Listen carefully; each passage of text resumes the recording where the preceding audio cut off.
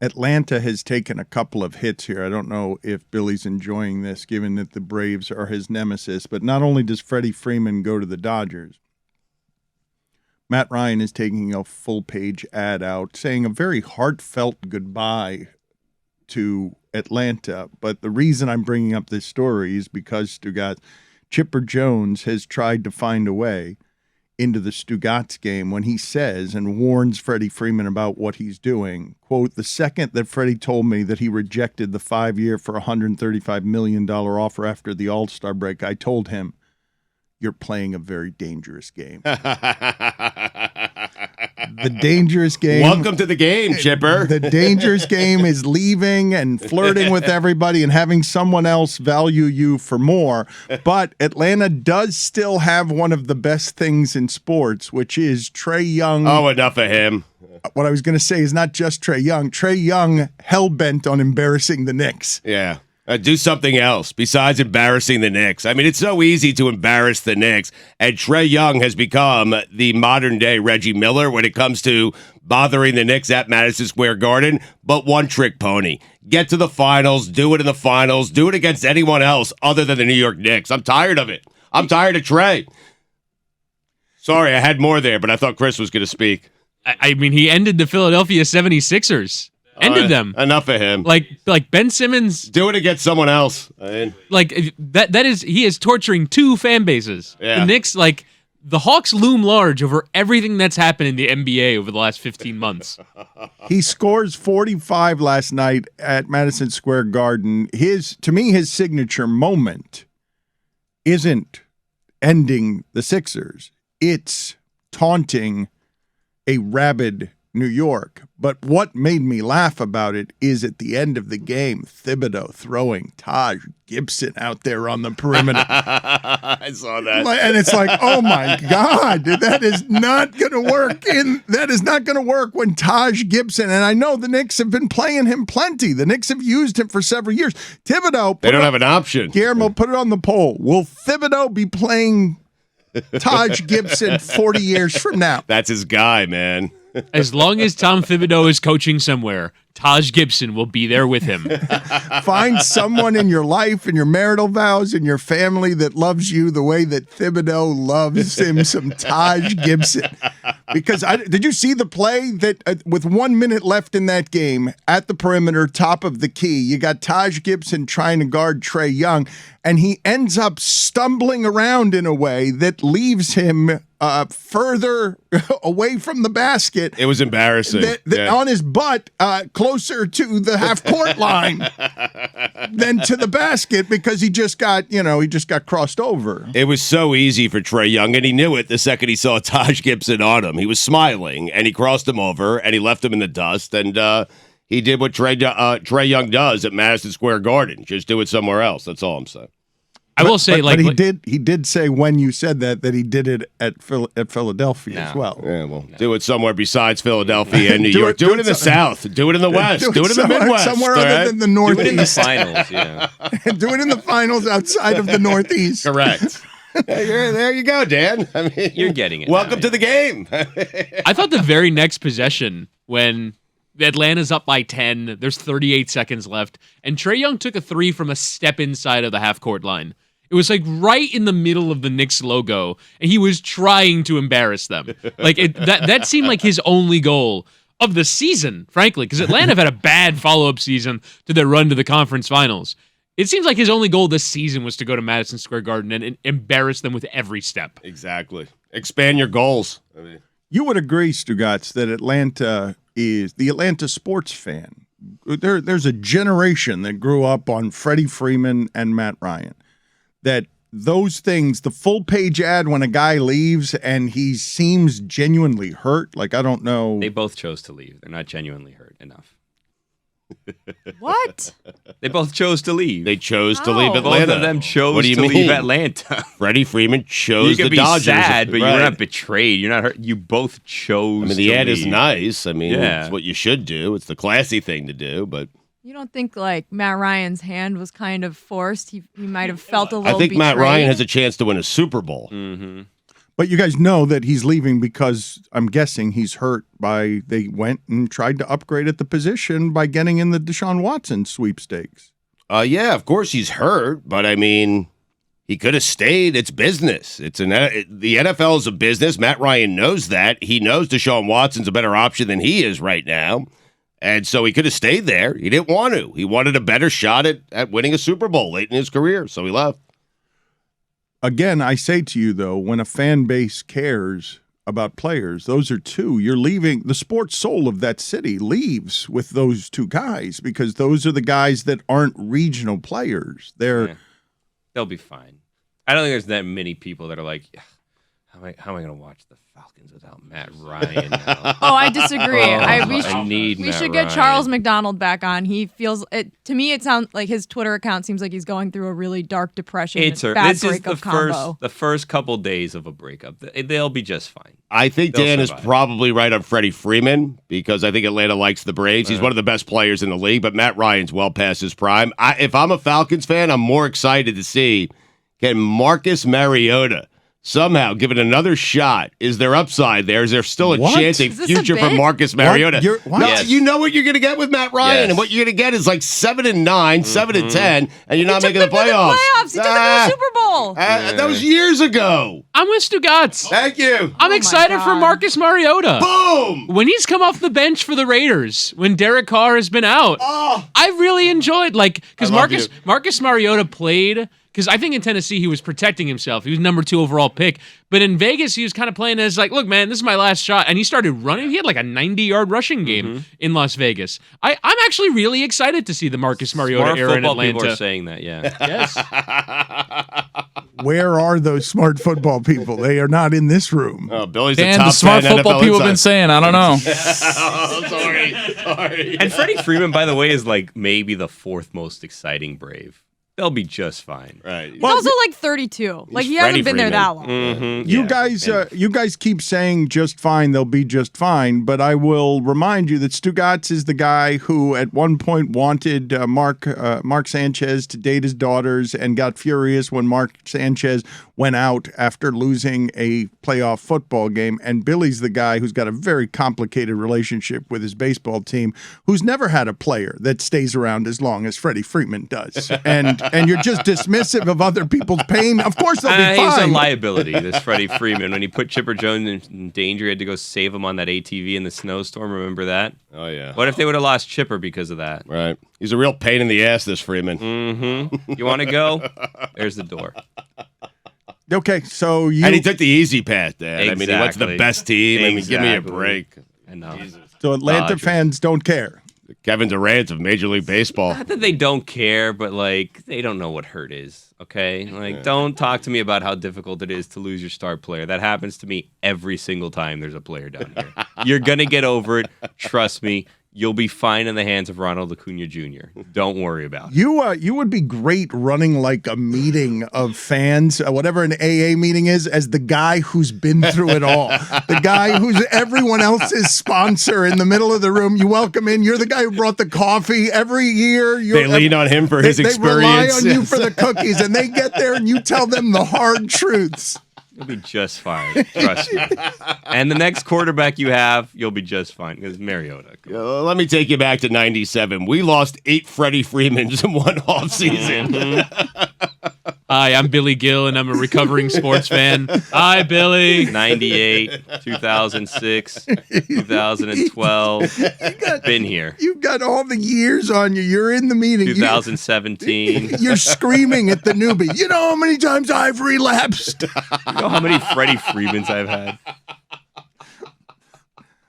You guys want to hear from the police report on Masvidal-Covington? It is the second best set of facts that I have from a UFC altercation incident. It's the second best. There's something better than what you're about to deliver to us? I believe I've got a monster paragraph of facts for you that are better than this that I will enjoy reading in a second. Okay. But from the Papi Steakhouse, outside the Papi Steakhouse here in Miami, because of course it was. Masvidal faces possible felony battery charges from the incident, according to the police report. Upon arriving to the scene, the police spoke to Covington, who told them that he was attacked by Jorge Masvidal. Covington alleged that he exited Papi's Steakhouse and that Masvidal ran up to him from his left and without notice punched him with a closed fist 2 times in the face. The report states that Covington was hit once in his mouth and the other punch was to his left eye. Covington said he heard Masvidal say, "You shouldn't have been talking about my kids" during the attack. Covington added that he saw 3 or 4 other unknown males approaching him in an aggressive manner, so he pushed away before running back into the Papi Steakhouse, where he contacted police. During the alleged assault, Covington fractured his left front tooth and suffered an abrasion to his left wrist. Covington added that he identified Masvidal by the sound of his voice, as well as recognizing his hair sticking out of his hoodie, as the UFC welterweight was allegedly wearing a blue surgical face mask with his hoodie raised over his head. Masvidal released a video late Monday night that seemed to reference the altercation. Quote, "Call this the show you face challenge. What's up? I'm from Dade County. You talk that shit, you got to back it up. That's how my city rolls." And then this morning, good morning to everyone except those that think talking about someone's kids is cool. Where are you guys on this? Where is Billy Gill? Whose side are you on? You can't be assaulting people outside of a steakhouse. Covington's got, there's only one athlete in MMA who keeps getting into away from the octagon stuff, and it's Covington. He's had 3 of these. First of all, it's Papi Steak, not Papi Steakhouse, Dan. So That's a fine. that's where we in this room are. No, all at. it's not a fine. He's reading from a police report. It is a steakhouse. Oh, you believe police about reports, the huh? restaurant. You believe You call it police Chili's reports. Bar and Grill? Like, what are we doing here? It's $2. Like arguing, first off, this seems like the worst place in the world. Papi Steak. Like, Why? Have you ever been? Have you ever been? No, You I've see not. the way but- they present it, like smoke comes out of the box. There's gold on stuff. This is Really? the place. This is the Yeah. place where they show with a suitcase that has the No, that's steak in Barton it. G. That's a different place. Oh, okay. Totally different. Either way, I saw. Barton G has like stuffed animals. That Yeah. place is Food. exhausting. No, that's I'm Bear sorry. Cotton I mean, just bring me the food. I mean, I'm with you, my Stugotz. Like I saw, I went to the Papi Steak Instagram tag because I was looking for videos of this, and this place just looks awful. Oh my God! Careful. Witty, where do you eat? Yeah. It's very Miami though, right? It's, Right. It's just, it is loud. We have such interesting places down here that you can go to that have just a ridiculous amount of color and people watching. But you think ridiculously Miami is bad, and Tony and Billy think ridiculously Miami is wonderful. That's what we grew up on. Like, Witty wants to go to the Steak and Ale on Davie Boulevard. Like, give me a break. Steak What and is Ale. this? Hey, Yeah, like take me out to Finnegan's. Papi Steak, take Ruby me out to Tuesdays. Komodo. Like that's the places we Peking duck at frequent. Komodo. That's right. Call Trick Daddy. That's Call Trick Daddy. Yeah. Call him. the mayor. Trick. The places to eat. Where do you eat, Whittingham? As they attack your culinary choices, they're saying that you just walk in at 4:30 on a Friday. You walk in 2 Fridays and you load up with the skin, the baked skin, Potato skins. baked potato skins. They're so good. loaded, Spinach dip. and, It's so good. and a Long Island iced tea to get your Ooh. weekend started Whoa. frisky. Every once in a while, I go crazy. I get one of those cocktails that they had, those specialty cocktails at the TGI Fridays. Wacky. We at the airport that we went to and stayed there for 3 hours. There's one that had like a peanut butter flavored to it, which seemed ridiculous. But yeah, I mean, I just don't understand the question. Where do I eat? Where do you eat? Name all the places Have you you eat. eaten at a steakhouse, like a real steakhouse? Yeah. Well, Name wait. one place. Wait, though, this is Roy enjoyed a steakhouse the other day. Roy enjoys a good steak. Roy, Especially if you're paying. there is very little. I've seen Roy leave. I've been suspicious that he's left with steak in his pockets from Prime 112. He did. I I've witnessed it. I've And some never, bacon. I've never been able to prove it. But he went the other day to a steakhouse and he had a legitimate Hollywood dinner. I don't know if I'm LeBatard here, but it's too No. late now. No, it was Bill Lawrence. He kind of intimated it on Twitter. Yeah, we went to dinner. We went to Red Steakhouse. Nice. How was that in terms of where you'd rank the best steakhouses you've been in South Florida? Because you like a good steakhouse. I love a good steakhouse. I'll Tony's give it- making faces in the corner. That's no steak and ale. Red. It's no steak and ale. It's no Papi Steak. It's not Papi Steak. It's top 5. Red Steakhouse. Really? Nah? You been there? This is Nah, just, I've it heard pro- of Reds on Bird Road, but then it turned to blue for some reason. No. Great Definitely. churrasco. Oh, Is that God. next to Rio Cristal? Yeah. It was like That's $7. a good. Now that if Woody would have That's a said deal. Rio Cristal, I would have been like, okay, all right. No, wait a you got minute. it. You guys are talking about different steakhouses because Billy is legitimate. You could still do this. Bill Lawrence wasn't on Bird Road in 132nd. What? No, he was in the high rent district over there near Joe's Stone Crab. But I do believe that Might Billy Might want to Billy stop by and say hello. I mean, and Yeah. Tony will enjoy Mutt to it. Oh. their steak for $7.99. You could still Mountain of fries on it, like a mountain. more than Roy guy got gets for it. his $50 steak. Like you guys, what will you pay for one of these steaks at? We have the cheapest steaks. The Cuban people do. Oh yeah. What will, Yeah, what are you No, I talking mean, about? he's No, cheap. they're He's wonderful. cheap as far as No, like they're money. wonderful. It's not I'm- cheap Economical. flavor. No, no. Economical. Economical. Thank you, Jessica. This is a compliment, guys. Yes, like, yes, yes. You're taking it as an insult. There is, Quite insulting. I don't think in be all of defensive. food there is greater value than in Cuban food. Amen. Because you get an $11 palomilla that is like the size of the surface of the sun. Yeah, Mm-hmm. it's paper thin too. The little cebollitas on top. Yeah, little Mwah. cebollitas. You get like 2 helpings of white rice and still Yeah. 2 more sides, maluros and tostones, Man. and you can eat Yeah, for that's like right. 2.5 people for like $10.99. And then a little right. side flan. Ooh, Yes. yes. Fun. I would love to have a taste test for Roy one day where we just get Versailles Beté empanizado for $9.99. I mean, let's do it. Versus some steakhouse in Miami trying to impress Roy, and see if the Cuban guys are right that if you simply soak a steak in so much onion and garlic and it's marinated there for months that you're going to enjoy this paper thin Thing steak. is, I don't care if Roy thinks I'm right because I like it, and that's all that I need. I I don't just know. need I to mean, like what I like. that's I right. mean, I'll eat what you eat. I mean, I'm good with that. You guys are interrogating me for not being interested in Yeah, eating what at do Papi, you and eat? yet- What do you I'm eat? gonna Name name a it. single Name a place restaurant you you've eat. had at. I mean- Where do you eat? You can name a place. I go and eat food. Where? What, you're being- Sketchy. But like Billy, I can't You sound like imagine someone a who's place. pretending to eat. I It's can't murder or imagine a place you'd want to be at less than Papi Steak. For Yeah, the you've never scene. gone. Never been. You've never walked in. You don't know what the I watched ambiance is. You don't know what the vibe I is. watched 3 minutes of Instagram videos. That's all I needed From to a see. fight from the street. No, I scrolled down on the Papi Steak Instagram page. There was like 2 videos of the fight. you follow and him? I scrolled. No, I didn't. Why? It doesn't seem They need like your help. Well, it seems like an unfair way to judge a steakhouse. You have Yeah. to go there. You have to eat the food. You got to, feel Oh, the ambiance. but you can judge a Miami steakhouse from called Papi! from No. Instagram. You can. Oh. You'll know what you're What's getting wrong with into. being called Papi? Yeah, what's that? Yeah, supposed what's to that mean? Papi's about? called Papi. Yeah. Walk us through the perfect culinary experience. Yeah, where do for you even eat? Like, what is the perfect Bangers meal and or mash. night What, out? you're being Yeah. you're Mushy being peas. unusually Evasive. evasive. Yeah. Thank you. I'm usually pretty good with my words. I can The words find of There was a Evaded pause there, though. Yeah, it took a little bit, yeah. I mean, and as We're here for you. you're being the way Teddy Bridgewater when he's talking about what's happening with him. You guys saw that he is no commenting when asked whether he's doing backup or starter and what it is that he's coming to do what's he here. doing there? I don't know what he's doing there, but I But feel who no like comments on where have you eaten it before in feels your like life? you're doing the same thing. I mean, no one is like. I'm not trying to take anyone's eating crown right now. I eat at restaurants like normal people This do. is so weird. But Commenting on normal people. Tell me where you eat. what's your go-to spot? Like Do your you- favorite do- spot? Yeah, what did you eat last night? Anthony's cold fire pizza. Oh, is my so go-to. good. normal Delicious. the wings. All right, Yeah. delicious. Something Yeah. someone normal Yeah. would say. Yeah. He's trying trying too hard. Yeah, Talking weird. about. It's weird. Do you want to go through my That's the post? AI generated answer. Dry rub over there. Nice What dry a rub robot chicken would wings. say. I get a lot of PF Chang's Postmates to my PF house. Chang. You know what? Mongolian beef. Oh, but that's what That's I order. what I'm every talking time I about. go Everything there. a robot would Lettuce say. wraps. The lettuce A wrap. robot Roy would had say to bring that. it up. Yeah, Yeah, In Roy Witty's had to defense- initiate that. In Witty's defense about Papi Steak, the Miami influencers I follow on TikTok said that Papi Steak right now is out.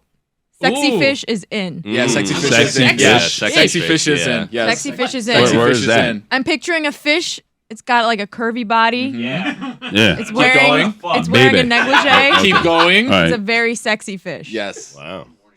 Hell yeah. Do you want to hear the second Oh, yeah. MMA set of facts that you might find interesting? Please. Chael Sonnen was in an altercation in Las Vegas.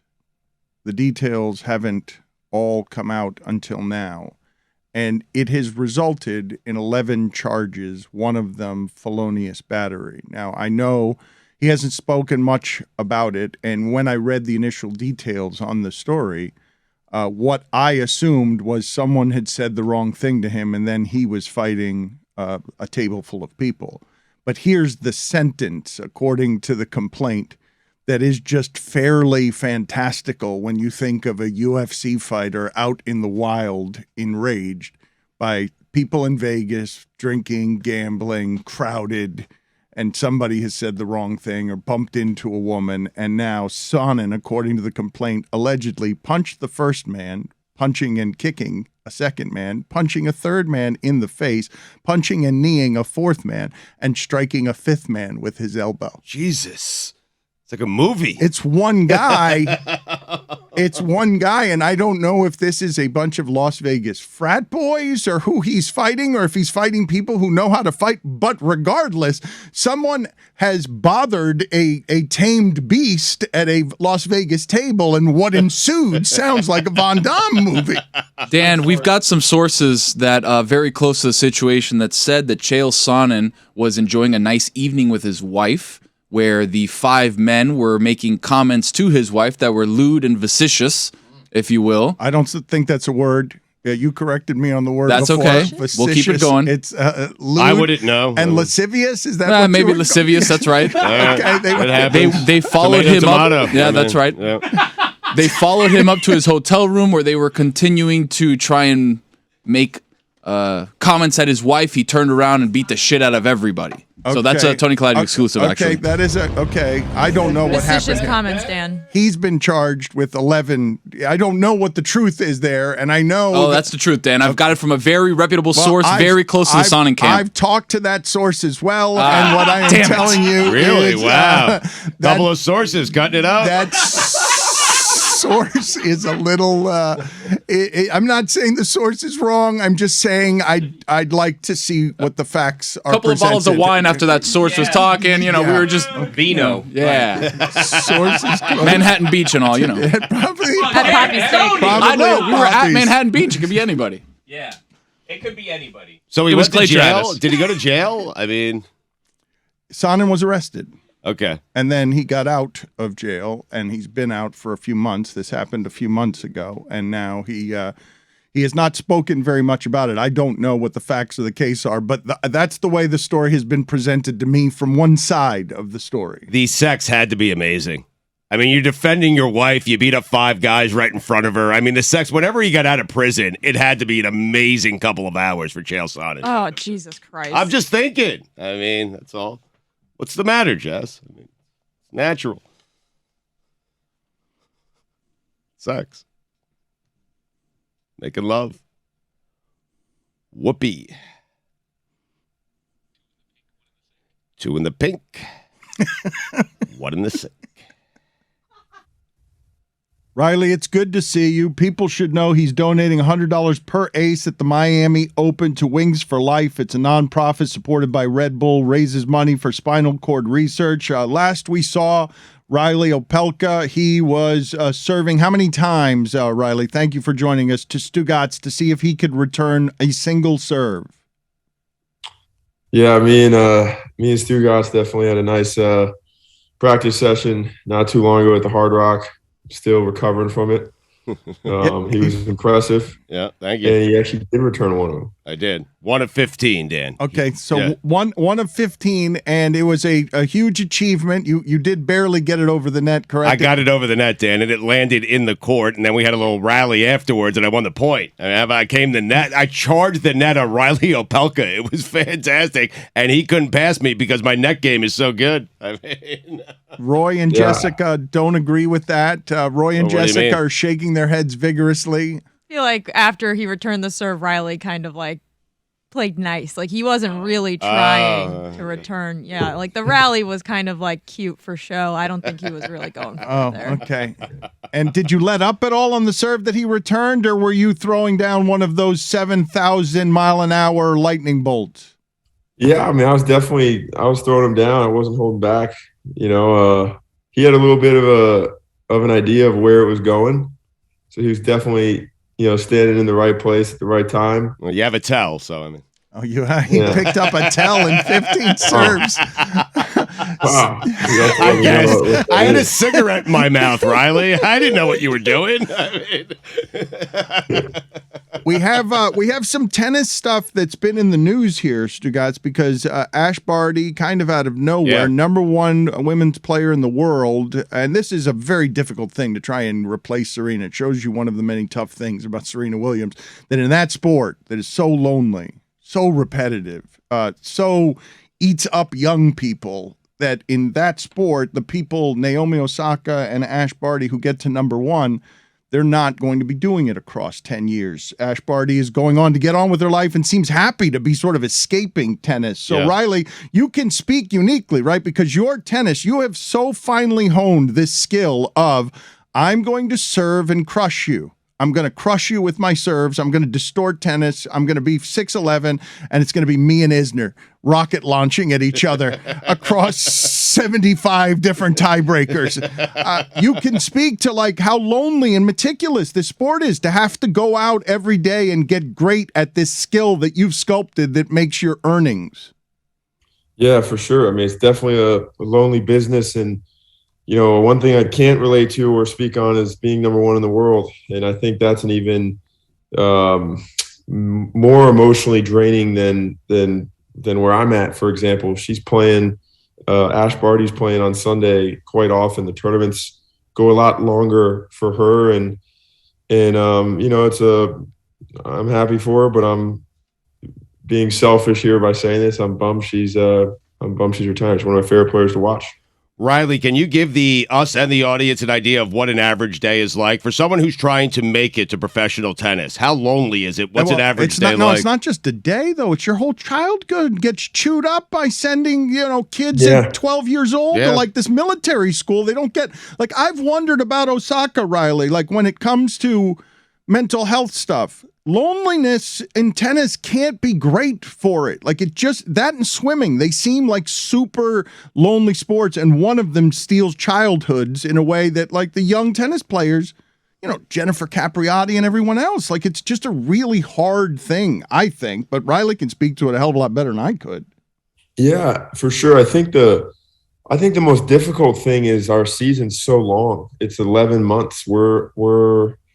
I leave December 28th to Australia to start the year. And, I'm on the road. I play 20. You have to play 25 to 30 tournaments a year to kind of keep up with the rest of the pack. And that ends right just early November. And then you have a Davis Cup that goes over Thanksgiving. And you get home December 1st, and you have 4 weeks to reset and get ready to head back to Australia again. So I think the year being so long makes it extremely tiring and extremely difficult, and you don't have much time to reset and spend a couple of weeks with family and friends and get away from the game. Is it hard to be happy in tennis? No. Venus Williams is a good friend of mine and someone I look up to and learn more than a thing or two from, but she's always that's the one thing I've taken from her is how happy she is, and like moments where I've asked her, I'm like, is that stressful? Do you get stressed there? Is it like a relief when the tournament's over for you? And it's like, no, I'm just so happy to be in the moment. It's never like a relief. Sometimes I don't even want it to end. And I think that's where it's different. I think that's where the great ones, Venus, Serena, they're wired different. They're very, in a very positive way, I mean this, they're abnormal. What they do is not one bit normal or human to any extent. I mean, same with Novak and Rafa. I mean, they're not normal. And you can't be if you want to be that good. Well, explain that to me, though. When you say not normal but also happy, are they? Is it a Zen meditative experience to be so present that the hitting of a single tennis ball, to be a Federer or one of these people, that the meticulousness of dedicating to yourself to being present in that moment, is that what you're talking about? That's the spiritual non-human thing, or you're talking about non-human athletically, mentally tough? Mainly from a mental standpoint, it's more so, they're really good at finding the right balance of life and tennis, I think. I mean, and managing that really well. That's kind of what I would take from it, and making sure their mind is ready to really dig deep and maybe go into a dark place while they're competing. I mean, every time Nadal steps on the court, it's an opportunity for whoever's on the other side to have the biggest win of their career, and they have nothing to lose. So the guy playing Rafa is usually a lot more relaxed and loose and doesn't have as much to – they don't have much to lose, and they have everything to gain. So a lot of times that guy plays above his normal level. And Rafa's got this constant target on his back, and same with Novak and same with Venus and same with Serena there. And it's tough. I mean, knowing that and having to deal with that is something that only 4 or 5 people in tennis are able to deal with, and those are them. Can you explain to us the phenomenon of the Williams sisters, as they might end up, for a very small part of their story, winning Best Picture? Their story is unfathomable. 2 of the best tennis players ever emerging from Compton, raiding the country club and enduring. Riley, I don't know how long you're going to be doing this, but the ability to do it for as long as they did and not get chewed up by the tennis cycle that makes this stuff so hard. Explain to us in ways that you understand uniquely why the Williams sisters are different than anything we've ever seen.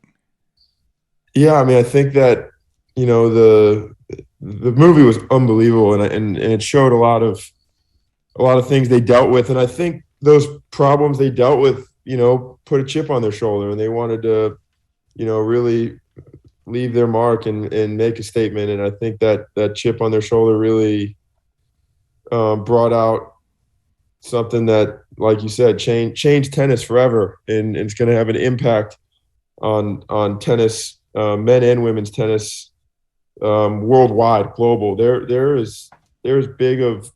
recognized just as much in the U.S. as they are in Paris, as in London, as in Italy. I mean, they're as global as you get, and they clearly do play. I mean, there's a really powerful scene in the movie where you know, Richard is telling Venus and Serena that, you know, like, you're playing for more than just you. There's a lot of other girls that look like you out there you're playing for. And I think that they still carry on to that, because, I mean, they obviously love what they do, but I would have no problem, you know, 4 or 5 slams, and I'm 30 years old. I would have no problem hanging up the rackets and calling it a day. But they were just as hungry then and at 30 as they were at 21. And, you know, that's why Serena's got the most Grand Slams ever, and she's the greatest of all time. And Venus is the second. Venus is the second greatest, just behind Serena. You know, I mean, if there was no Venus, there was no Serena. And if Venus didn't have Serena to compete against every week, Venus would have just as many slams, if not more. Stugotz, can you imagine Riley Opelka having Billy Opelka around that was exactly the same as him? 2 giant rocket launchers on their shoulders just throughout their childhoods, blowing each other's faces up with serves. We'll get to this Isner monstrosity that you guys created from Mount Olympus in a second. But Stugotz has for us, I just saw him pull it out of his sock, top 5 tennis serves of all time. How about that? Here we go. Number 5, Stugotz. Roscoe Tanner. Oh, God. Riley Opelka is going to agree with me. I mean, before Riley was even born, before John Isner was born, there was Roscoe Tanner. Okay, he started everything. Serving 64 miles an hour. Oh, get out of here. Number 4. Taylor Dents. Yeah. You agree so far, right? I mean, yeah. Thank you. So of course, yeah. I mean, a couple tennis experts cutting it up. Number 3. Pete Sampras. Sampras not only had the speed, but he had the location. And when he needed a big serve in a 5th set in a Grand Slam, no one could pull one out of his sock like Pete Sampras. Number 2. Riley Opelka. Yes, congratulations, Riley. You must be so touched. super touched. I mean, I would have put Pete in front of me. Really? Well, I mean, Number one. leave the list to me, okay? Number one. This goes without saying. Riley agrees. Everyone agrees. Roscoe Tanner, I'm not certain if he's alive or not, but if he is, he agrees. So does Taylor Dent. So does Pete Wait a minute, Sampras. $50? I said I don't know. I'm not. I said it on the front end. I'm not sure if he's alive or not. John Isner. Yeah, that's for sure. All right, so tell us about it. Did you go when you woke up in the morning? Had you slept at all the night before? Were your dreams filled with rocketed serves? Totally. I think you're spot on about Isner being at the top of that list. He's definitely got the greatest serve I've ever been against, and I like to say it's the greatest of all time as well. Did you think that tiebreaker was ever going to end, though? I mean, you played the longest tiebreaker in the history of tennis. How long? How many I hours? think it was 26-24. How many hours? How many days? What was that?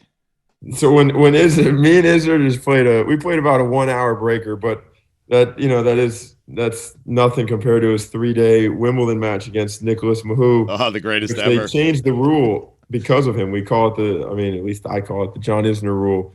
There's a tiebreaker that's now played at 6-all in the 5th set, so you don't have to deal with a potential 3-day match, which has never happened before until then. So that rule's in place. But yeah, Isner and I played a tiebreak recently that was ridiculous. I mean, I couldn't believe that it was still going on. It felt like another set after the set. But Riley, you wouldn't want to play a Wimbledon tiebreaker like the one that Isner and Mahou played. Like once you get to 24-22, it's all right. Was a week, Chris. No, but let's go to 70-68. Yes. Why? Let's just keep going. Which do you prefer, Opelka? Would you like to just go a week of Wimbledon, where you're just one match, you just keep going back out there for a week until it finishes? Yeah, I'm gonna pass on that option. But Isner loves it, right? Isner He'll will stay do out it. there for weeks. Isner's waiting for you right now, Opelka, at that court. He's saying, "Come over here, big boy." I've talked to him. I mean, if you ask him, he said it took him months to recover from that match. I mean, it's of course, it's totally insane. You can't serve like Isner for 3 days and not have your body fall apart. That's true. Yeah, his pitch count was a little high. It was inhumane. It was public cruelty. It was like tasering a bear. You can't keep asking Isner to serve across 3 days. But he's still gas. Like You it's can still ask- 130 miles an hour. No, you can ask him to do it, and he'll do it with a smile on his face. He just ain't playing another match afterwards. Like, Riley, if Isner on the 3rd day is his serve still better than yours on the 1st? I'm gonna have to go with yes. come on. No. It's freaky. I mean, his arm wasn't even the issue. I think he's like double jointed, and his motion's so perfect, and his arm's so flexible. He doesn't.